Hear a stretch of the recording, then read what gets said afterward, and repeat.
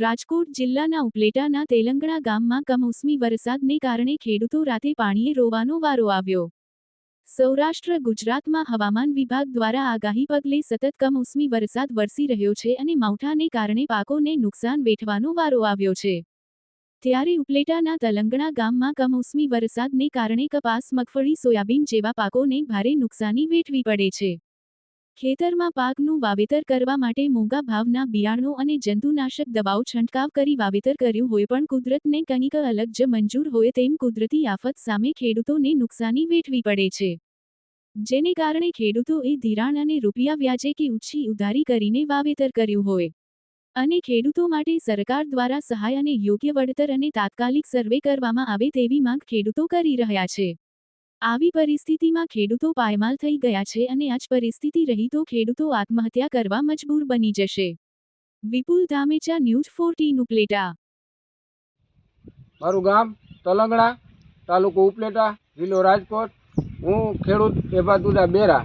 આજે 3 દિવસથી વરસાદને કારણે જે કંઈ અમારે નુકસાન થયું છે એમાં તો કોઈ પારાવાર બાકી નથી એવું નુકસાન થયું। આજ ખેતીમાં ખર્ચા જુઓ તો ખાતર, બિયારણ, દવા, આ મજૂરી, તમામ વસ્તુની કોઈ મર્યાદા બારી મોંઘવારી છે।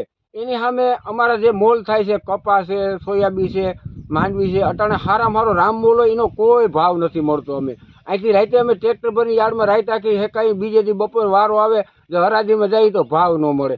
એટલે આવા ખેડૂતની એવી માઠી દિશા છે કે કોઈ સીમા નથી। એક બાજુ કુદરતનો માર, એક બાજુ ભાવનો તકલીફવાળું। એટલે આજે અમે અમારી પ્રજાને કહીએ કે દીકરા આમાં ખેતીમાં થોડુંક કોઈક ધ્યાન દો, આવો તો નાની સંખ્યા આમાં કોઈ ખુશી થાય એમ નથી, કોઈ નાની સંખ્યા ખેતી કરે એવું નથી। કારણ કે આમાં એ દેખે છે કે આમાં અમને મૂલ નથી ઉજે એમ તો હું ખેતી કરે નાની સંખ્યા।